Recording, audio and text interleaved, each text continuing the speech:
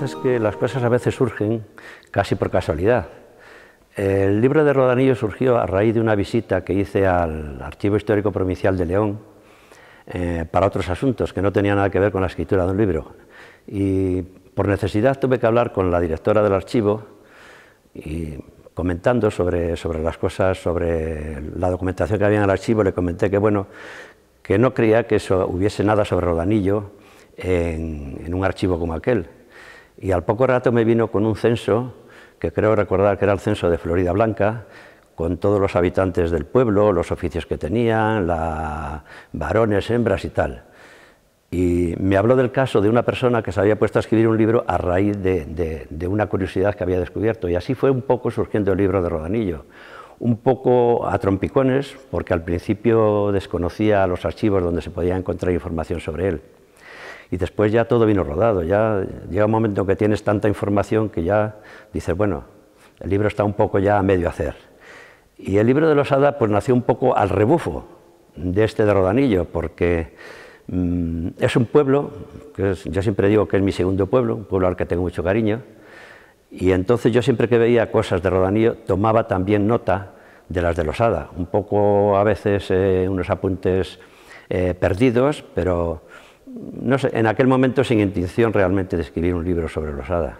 Pero hay libros escritos, creo que uno de Mercedes Durán, que se citan los dos libros, que nos habla un poco de cómo fueron surgiendo todos esos libros, esos asentamientos, debido a las conquistas que iba haciendo el rey, los reyes de León, y los iban cediendo a los vasallos para que los cultivaran a cambio de una sumisión y vasallaje. Entonces, pues todos más o menos debemos pensar que tienen el mismo origen, una quinta, una finca aislada. No hay noticia realmente, pero probablemente venga de rot, la raíz rot, roturar, que está muy en línea pues, con la formación de todos esos pueblos. Hay rotanelo,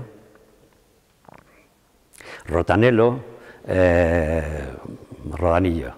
Y después pues hay incluso alguna anécdota sobre el nombre de Rodanillo, una anécdota que hemos oído probablemente contar todos, a mí me la ha contado mi padre, y decía que en lo alto de un pequeño cerro que hay al lado del pueblo, pues uno tenía un anillo, lo eché a rodar y hizo Rodanillo, y salió el nombre de Rodanillo. La base del libro son todos documentos inéditos.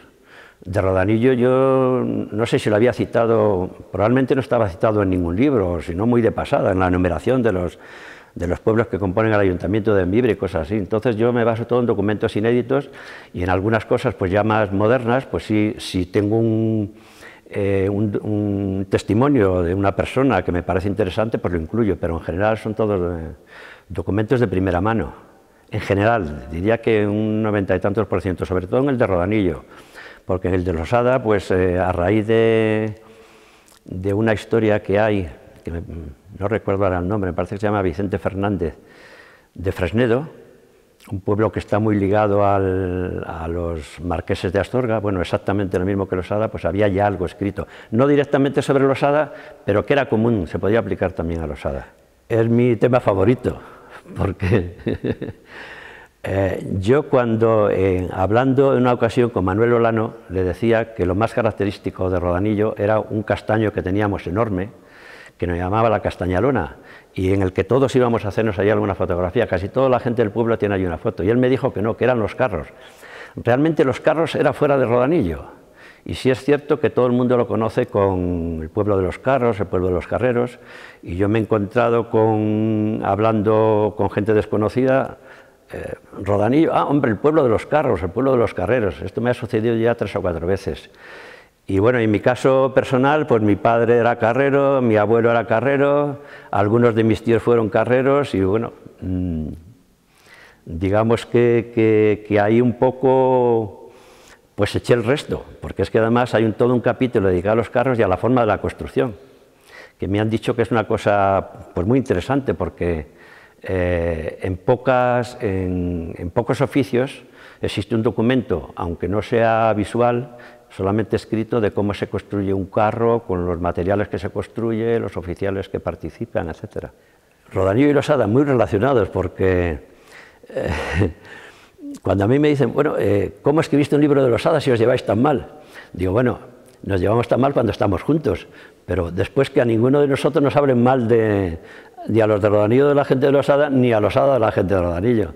Había una relación muy estrecha entre ambos pueblos. Vamos a ver, a las fiestas que entonces se celebraban, como eran las matanzas del cerdo, las fiestas patronales, bodas y tal, pues lo normal es que hubiera mucha gente de Rodanillo en los de Losada, y al contrario, hay mucha gente de Rodanillo casada con gente de Losada. Y es un poco, digamos, que ese amor también a ese pueblo y ese amor a esas gentes lo que ha hecho que yo continuara después con el libro de Losada. El primer capítulo de Losada se titula Losada, esa voz que nos llama, y realmente Losada era una voz que me estaba llamando. Hasta que acudí a la llamada, pues realmente no quedé tranquilo. En el año 1515 Losada era villa ya, 1505. Losada ya era villa porque es una de las 4 villas sobre las que se funda una renta que debe dar el marqués de Astorga a su hermano. Como el primogénito heredaba el marquesado y prácticamente pues heredaba todos los bienes, pues al segundo o a los otros se le daba una renta. Y esta renta está fundada sobre las villas, así se dice, de Losada, Cobrana, Sésamo y Fresnedo. Las 4 forman lo que se llamó después el mayorazgo del Bierzo, hasta la Edad Moderna. Bueno, hasta la abolición de los mayorazgos, ya bien avanzado el siglo XIX. Lo que no fui capaz de encontrar, ni he sido capaz de averiguar si el título de villa se concede o sencillamente se adquiere por el tener, por ejemplo, un juez propio, el tener una horca, el tener una cárcel. No he encontrado una respuesta a cómo surgió o cómo se le... Losada pasa a denominarse villa, pero Losada es una villa. Bueno, como te dije antes, es algo que yo creo que hoy día que es imparable y que fue una sorpresa muy grande, porque creo que además entró en contacto con vosotros, con Memibrio Digital primeramente, y después ya entró en contacto conmigo, pero aquí están narradas las primeras noticias del 8º o 10º tatarabuelo o abuelo de esa persona, pues está aquí en este libro. Era un capitán que salió del pueblo de Losada y después allí, pues no sé si en alguna conquista o qué, llegó a ser capitán, y no sé, fue una gran satisfacción que alguien desde tan lejos se pusiera en contacto con nosotros. Después hemos seguido en contacto y ahora estamos a ver si le facilitamos más información sobre una persona de Rodanillo, que también se llama Álvarez de Vega, pero no sabemos si está relacionado con este. Estuvo a punto de ser ministro de uno de los reyes de los reyes ilustrados, no sé exactamente ahora, me parece que fue sobre el año 1770 y tantos o así. Una de las ermitas de Losada, que la llevó una riada del año 1964, que estaba en el centro del pueblo y al lado del arroyo ya Forcados, que es el río de Losada. El río de Losada que después baja por Rodanillo y va a desembocar en el Boeza, en San Miguel de las Dueñas. Pues esa ermita se construyó con unos dineros que un capellán indiano mandó a Losada. Y modernamente, pues hay gente de Losada que está documentada que estuvo en el Canal de Panamá. Algunos salen con foto y todo en el libro. Mi abuelo, aunque no era de Losada, también estuvo en el Canal de Panamá. Y fue la primera huelga que hubo en el Canal de Panamá por el maltrato que se les daba, pues la promovió pues el grupo de trabajadores de León, entre los cuales estaba mi abuelo y alguno más de Rodanillo. No, tuve durante algún tiempo escribir la historia de Cobrana. Me parece que es un pueblo que debe tener una historia muy interesante, parecida y quizá más rica sin duda, que la tuvo Losada, porque los vizcondes de Quintanilla, que fueron señores de Losada y de Cobrana, de Sésamo y de Fresnedo, y creo que en la última época también de Primout, pues residieron en Cobrana. Y muchos de ellos fueron bautizados ahí, se criaron ahí, y hay anécdotas de personajes muy interesantes. Por otra parte, a mí el libro de Losada ya me dejó un poco un trabajo muy fuerte. Después del de Rodanillo, al que casi le dediqué 6 años, el de Losada otros 3, pues ya llegó en que yo estaba saturado ya de libros y no De momento, es difícil. Si quieres hacer algo bueno sobre un pueblo de estos, te cuesta mucho trabajo, tienes que ir, ya no hablo del dinero, te cuesta mucho trabajo, tienes que ir a un archivo, a otro, rescatar los documentos, y ha avanzado mucho la forma de obtener los documentos, porque hoy día ya muchos de ellos están digitalizados y están en los portales de los archivos. Es una cuestión muy debatida, que yo creo que terminará el ebook y la tecnología digital, pues terminará echando del mercado al libro impreso. Creo yo creo que no hay, que hay cosas que no tienen vuelta de hoja. Con todo lo que digamos que el libro lo manoseamos, pues sí, tiene muchas ventajas y parece que un poco es que efectivamente no lo estamos manoseando, sino que a veces lo estamos acariciando, podemos dar marcha atrás. Esto aún sigue teniendo muchas ventajas. Yo aquí tengo pues documentos gráficos, algunos de los cuales han sido elaborados por nosotros, tengo fotografías, y eso aún hoy día no lo podría poner en un ebook, pero en cualquier caso también tenemos que pensar que la mayoría de la gente que va a leer este libro, o la mayoría de la gente en la que yo pensé al escribir este libro, no manejan aún estas técnicas. Benito González es un chico de Rodanillo, que estuvo ahí hasta los 12 años, que tiene...